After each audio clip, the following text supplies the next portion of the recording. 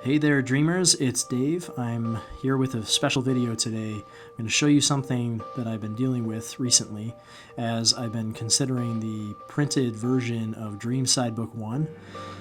Besides worrying about the typical stuff, which mostly for me involves the illustrations, of course, I have to also consider things like the physical book. So since right now, at least, with regard to Dreamside's production, I am in fact on my own. I have to consider everything, and that includes the physical makeup of the book. So what I've got here today are a couple of books that I've found that I think are really good templates for at least some of the things that I want to do with the Dreamside book. One is a artwork book from Black Butler, which is a manga, and then the other is a copy of this illustrations collection from Magic Knight Ray Earth. I really don't know too much about Black Butler, but I'm pretty familiar with Ray Earth. It's a great series, a great manga by Clamp, and I did buy this at one point with the intention of, well, I bought it just because I was interested in the illustrations. But there's a few things about these books that make them a really good example of what I'm going for with Dreamside. Okay, so I'm going to show you a few things about them. Okay, so the first thing that probably jumps out to you about these books is this really awesome foil stamping.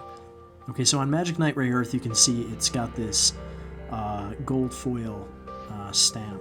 And on Dreamside, I don't know if I want to do any gold foil, but I do intend to do holographic foil.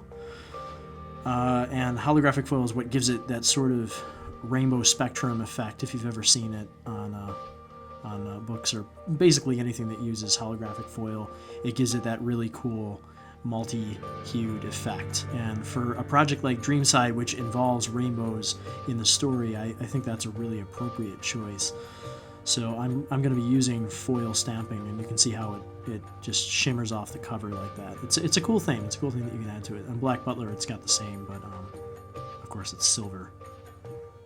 Okay, so when I open it up here, I'm going to show you something that's really key, I think, to making a really high-quality book.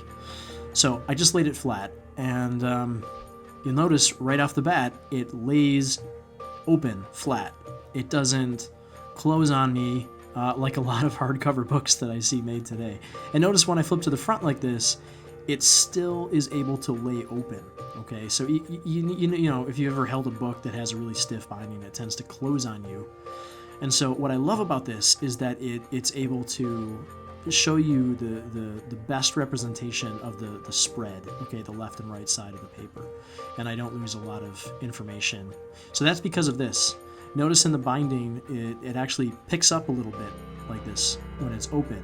And this is what's called a Smythe sewn binding. At least I believe this is a Smythe sewn binding. And you'll notice that as I flip back to the front of the book, this is a Japanese book, so it's inverted from US, it's right to left. You'll notice that it adjusts accordingly and pulls up, so it's able to lay flat. So on one of my pages here, which I've shown you before, the leaves here in the middle, yeah, I want you to be able to see as much of that as possible, and so I need the binding to allow for that. And yeah, you notice pretty much the same thing with the Black Butler book. It's got the same kind of binding. The other thing that I want to point out with the Black Butler book, and unfortunately you can't really experience this unless you hold it, is the quality of the paper. This is the kind of paper I think I want for Dreamside.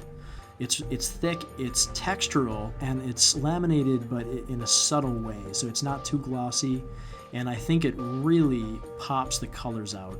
For the most part, these illustrations in this book are relatively, I think they're relatively muted compared to Dreamside, but even these colors really pop. And I love holding the paper. I think it just feels great. And it's strong, it's sturdy, it's not going to rip. So I think this is a perfect paper for Dreamside. So I'm going to see. I haven't actually gotten this paper priced, so I really don't know if it's going to be within my budget to get a print run done with this paper, but I just think that this looks really, really amazing. I'm flipping through here looking for these vellum sheets. It's also got some vellum sheets, I swear. Oh, here we are. So yeah, you can see this is actually a vellum kind of plasticky material. It's see-through. You can see the image behind it. And I think this would be really cool for my chapter breaks. So I have these chapter break spreads, and possibly do vellum for that. I really don't know. I haven't figured out the pricing on vellum or even what's involved, so no guarantees on the vellum. Okay, so this, I want to take out another book here. I'm not going to tell you what this is because I don't want to badmouth any companies here, but I want to show you an example of what I'm not going for. So notice when I open this book, look at what happens. Whoa, it just closes on you, right? Because it just wants to close back up.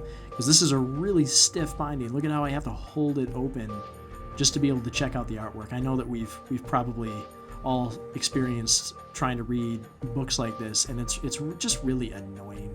You have to hold both sides of the book open with your hand, or just hold your hand over the binding, and it doesn't really do the artwork justice. Especially in this book, it drives me nuts because I'm really impressed with this artist's work, and I just don't think that this represents it very well. And look at what's happening. See, it's glued. It doesn't pull up, so you're just kind of stretching a glued binding, and it's so stiff it just it won't pull up and it doesn't lay flat. I really don't like that look. So I know these are kind of stickler points, but they're really important to me. I think they speak volumes to the quality of the book overall. And since I've put so much effort into the artwork, I want to make sure the physical book mirrors the quality of the contents that are inside. So anyway, I hope this was fun for you, just to give you a quick little look into part of the thought process of putting together a physical book, and give you an idea of what I'm going to be doing for Dreamside, hopefully. Anyway, thanks for watching, and we'll see you again real soon.